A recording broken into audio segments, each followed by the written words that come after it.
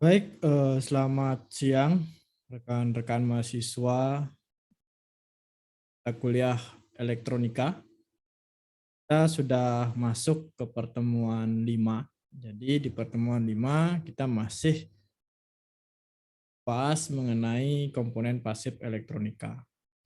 Nah, di pertemuan 5 ini kita akan lebih mendalami terkait dengan fungsi dari komponen pasif elektronika.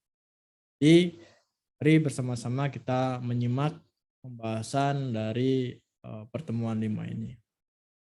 Terus selanjutnya kita akan mengawali yang pertama adalah komponen pasif resistor. Di gambar ini tentunya sudah kalian familiar lihat di pertemuan-pertemuan sebelumnya. Jadi resistor ini secara umum berfungsi untuk menghambat atau mengatur arus listrik dalam suatu rangkaian elektronika dan sebagai pembagi tegangan listrik yang melewati komponen tersebut serta untuk menurunkan tegangan listrik yang tinggi.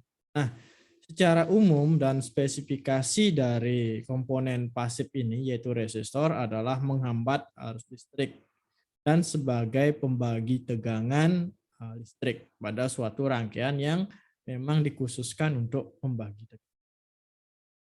Selanjutnya kita mengenal komponen ini yaitu potensiometer sebagai pengatur volume atau pengatur hambatan pada peralatan audio atau video seperti amplifier, tip mobil, DVD, dan juga pengatur tegangan pada rangkaian power supply atau rangkaian adaptor. Dan juga sebagai pembagi tegangan juga aplikasi switch triac, joystick pada transducer dan pengendali level sinyal. Nah, ini adalah fungsi keseluruhan dari komponen potensiometer ini. Jadi tidak hanya sebagai pengatur volume, tapi dia juga bisa sebagai tegangan, pengatur sinyal, dan lain sebagainya. Selanjutnya kita masuk ke komponen resistor juga, tetapi dikenal dengan nama trim pot. Berfungsi untuk mengubah hambatan yang nilainya dapat diubah tergantung dari rangkaiannya. Biasanya untuk adjustment, tuning, atau kalibrasi dalam sebuah rangkaian. Ya, jadi komponen trim pot ini biasanya untuk mengkalibrasi atau mengatur tegangan output yang ada pada suatu rangkaian. Biasanya ini kita temui di rangkaian-rangkaian sensor transducer yang mana bisa kita atur tegangan keluarnya kecil atau besar. Nah, biasanya banyak digunakan pada rangkaian itu. Selanjutnya kita masuk ke termistor NTC dan PTC. Jadi dua komponen ini berfungsi sebagai sensor pada rangkaian elektronika yang berhubungan dengan suhu.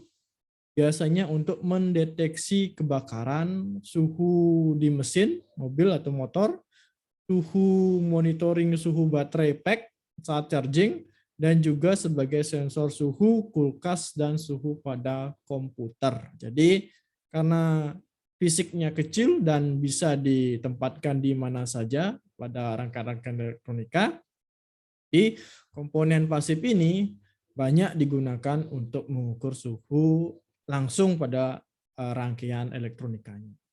Itu untuk fungsi termistor PTC dan C. Selanjutnya kita mengenal yang namanya komponen pasif LDR, yaitu fungsinya sebagai sensor cahaya dalam berbagai macam rangkaian elektronika seperti saklar otomatis berdasarkan cahaya, yang jika sensor terkena cahaya maka arus listrik akan mengalir atau on. Dan sebaliknya jika sensor dalam kondisi minim cahaya atau gelap maka arus listrik akan terhambat. Nah, ini fungsinya sebagai saklar otomatis. Jadi saklar itu berdasarkan intensitas cahaya yang mengenai sensor ini. Selanjutnya kita masuk ke komponen pasif yaitu kapasitor. Jadi fungsinya adalah menyimpan arus atau tegangan listrik sebagai konduktor yang dapat melewatkan arus AC. sebagai isolator yang menghambat arus DC dan juga sebagai filter dalam rangkaian power supply. Nah, kapasitor jenis ini biasanya disebut kapasitor elektrolit atau ELCO yang memiliki polaritas positif dan negatif. Selanjutnya ada namanya kapasitor Farco, berfungsi sebagai pencari atau pemilih gelombang frekuensi radio. Di radio yang masih menggunakan tuning atau frekuensi yang diputar, itu menggunakan ini sebagai pencari sinyalnya. Ya, banyak digunakan pada radio dan juga peralatan gelombang frekuensi. Frekuensinya dengan cara diputar. Selanjutnya kapasitor ini seperti yang sudah saya bilang tadi adalah kapasitor elektrolit, berfungsi sebagai arus listrik yang searah, yaitu yang menyearahkan rangkaian power supply sehingga tegangan itu dapat dikonsumsi oleh rangkaian selanjutnya. Biasanya di rangkaian power supply, entah itu charger pun charger laptop apapun bentuknya, tentunya komponen ini ada di dalamnya. Selanjutnya ada yang namanya trimmer. Trimmer ini dipasang pada rangkaian paralel untuk mengatur pengaturan frekuensi gelombang. Di frekuensi gelombang ini biasanya menggunakan trimmer untuk mengatur gelombang-gelombang yang kapasitas biasanya 100 picofarad. Biasanya dipakai kapasitor trimmer ini. Selanjutnya kita masuk ke induktor, berfungsi menyimpan arus listrik dalam medan magnet atau menapis namanya, atau filter, atau juga disebut frekuensi tertentu untuk menahan arus bolak-balik, meneruskan arus searah, dan sebagai pembangkit getaran serta melipat gandakan tegangan. Jadi inilah keseluruhan dari fungsi dari komponen induktor. Ini adalah meneruskan atau menyimpan arus listrik dalam medan magnet.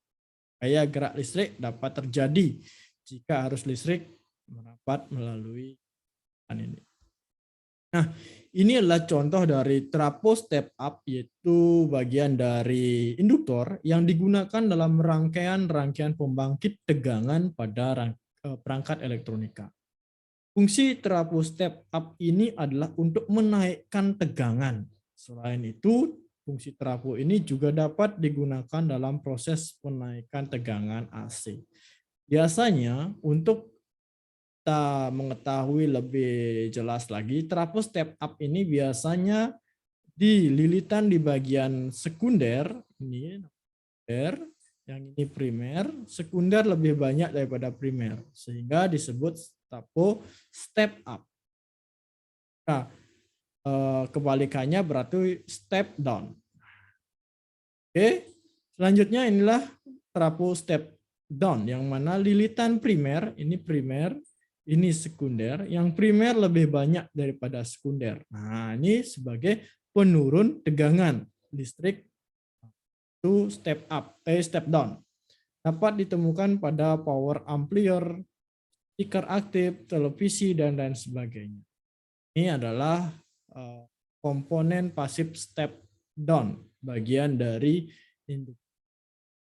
Nah, selanjutnya ada yang namanya trafo isolasi. Digunakan pada rangkaian inverter, yaitu rangkaian untuk mengubah tegangan DC menjadi tegangan AC dengan besar tegangan yang sama. Fungsi trafo isolasi yaitu berfungsi untuk mengisolasi tegangan input dan tegangan output. Nah, itu fungsi dari trafo isolasi. Selain adanya trafo step up, step down, juga ada trafo isolasi. Selanjutnya ada namanya trafo CT. Nah, fungsi untuk membuat rangkaian power supply simetris gelombang penuh seperti yang biasa digunakan pada amplifier saat ini, ya, yang sudah memakai kutub positif, netral, dan negatif. Jadi ada istilah CT adalah center type. Jadi ini ada di tengah-tengah. Selanjutnya untuk tegangan 6, 9, 12 itu ada di samping-sampingnya, ada di bawahnya. Dan untuk trafo ini ada namanya ampere. Jadi ini adalah 500 miliampere. kekuatan arusnya.